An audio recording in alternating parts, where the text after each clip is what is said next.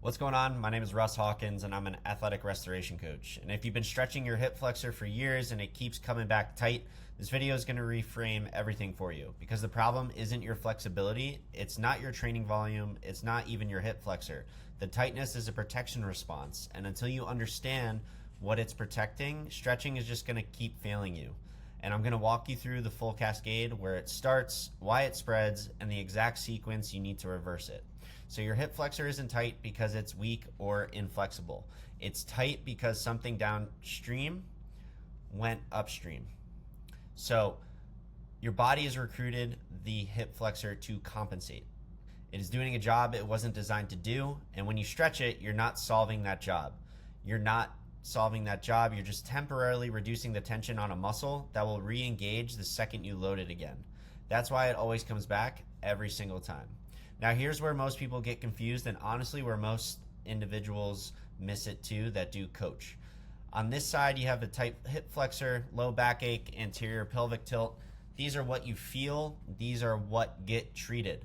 Now on the green side, which is the root cause path, the TVA inhibition, so the transverse abdominis, your glute med shutdown, and your quadratus laborum is overloaded, and these are what are actually causing your tight hip flexors. These two columns look the same in terms of a problem, but they're not. One is the alarm and one is on fire.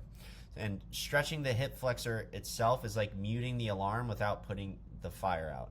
So let me show you exactly how this shutdown happens. So here we have the shutdown cascade. And the TVA, the transverse abdominis, is your deepest core layer. It's the first muscle to fire before any movement. When the nervous system doesn't feel safe, old injury, chronic stress, poor breathing mechanics, the TVA goes offline first. Number two, the glute med.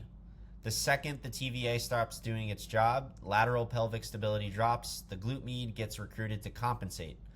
But it's not built for constant load stabilization. It starts to fatigue and partially inhibit. Now the QL. You've lost anterior stability and lateral stability. The quadratus laborum, your lower back, picks up the slack. It's working as a stabilizer and not a mover. It's always on, it never gets rest. Last but not least, we have the hip flexor.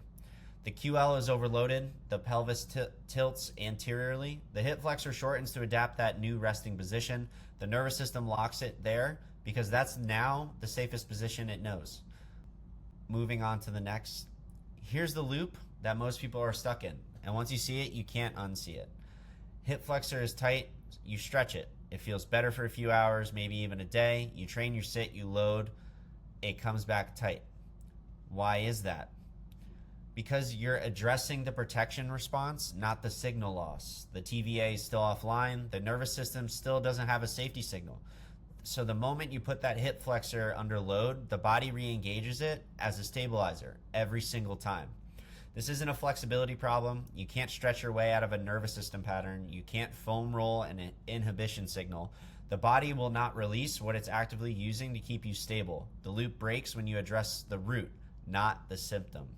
And now I'm going to actually show you what to do about it. And we don't start at just the hip flexor. So what we actually do in step one is restore TVA activation. 90-90 breathing, dead bug progressions, low load diaphragm work. You're not training the TVA hard, you're sending a safety signal. You're telling the nervous system there's stability at the base again. Step number two, reload the glute med. Banded side steps, single leg stance holds, clamshells with intent, not volume but precision. You're re-establishing lateral pelvic control. Step number three, decompress the QL.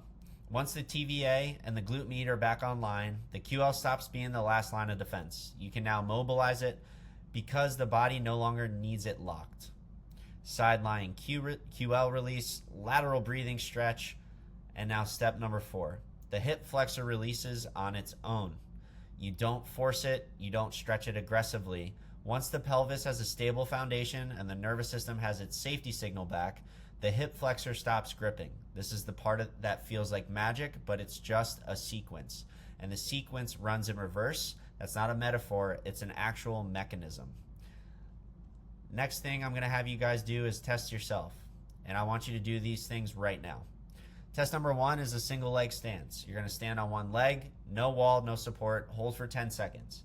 I want you to notice something while doing it in the mirror. Did your hip drop on the standing side? Did you feel your lower back grip? That's glute med inhibition. That's the shutdown already in progress. If your hip dropped, your body confirmed what this board is showing you currently. Test number 2 is TVA activation. We're going to check this out. Lie on your back, knees bent, take a breath in. On the exhale, draw your lower abdomen. Not a crunch, not a squeeze. A slow inward draw of breath. Hold for 5 seconds. If you feel your lower back lift off the floor or your hip flexors kick in immediately, your TVA is not firing first. That's the root right there. 2 different tests, 2 data points. If either fired, the cascade is already running in your body. And if this is your pattern, simple. If you failed both tests or one of them, or you've been in the loop for years, you've been dealing with this uncomfortable sensation for years on end, I want you to comment restore below. Restore below and start moving as we should. Fix your pain, find your purpose. If you're interested in one-on-one coaching, click the link below and let's schedule a call. I do not take on every single individual that applies.